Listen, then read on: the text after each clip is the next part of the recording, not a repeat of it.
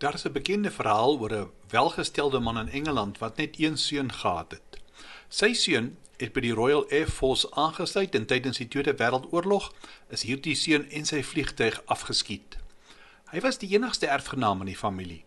Uiteindelik het die man ook gesterf en sy testament het bepaal dat sy boedel verkoop en aan liefdadigheidsorganisasies gegee moes word.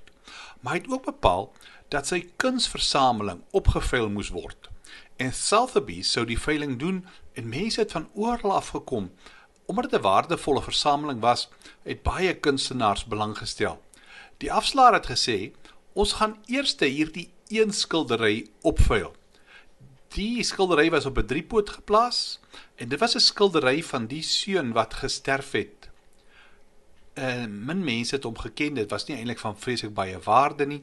Die versamelaars het eintlik belang gestel nie, maar een man wat 'n ou vriend van die familie was, hy het begin bied en sy bod is toegestaan.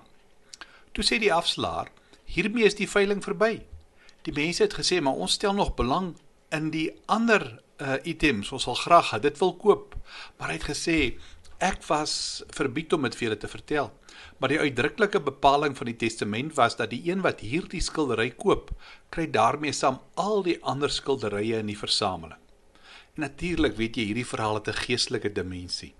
God het bepaal dat wie sy seun in die geloof omhels, kry al die ander dinge saam met hom. En daarom is daar 3 wonderlike waarhede oor die Here Jesus wat ek met jou wil deel.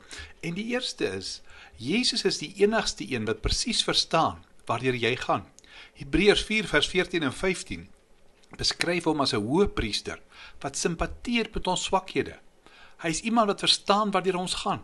Hy weet presies hoe dit voel om in die situasies te wees waarin ons is, want hy het dit self beleef.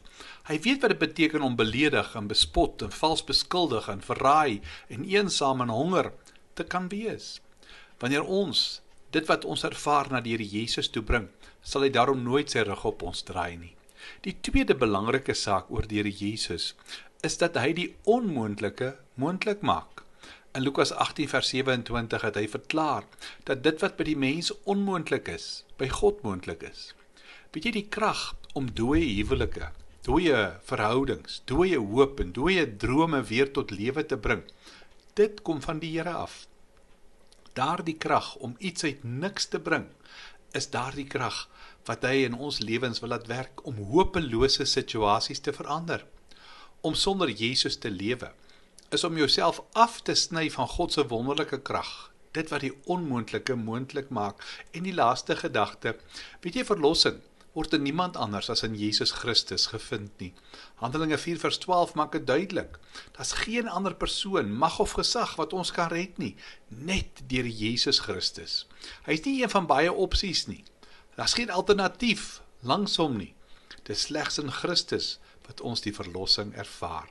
Kom ons bid saam. Hemelse Vader, dankie dat U seun vir ons gegee het.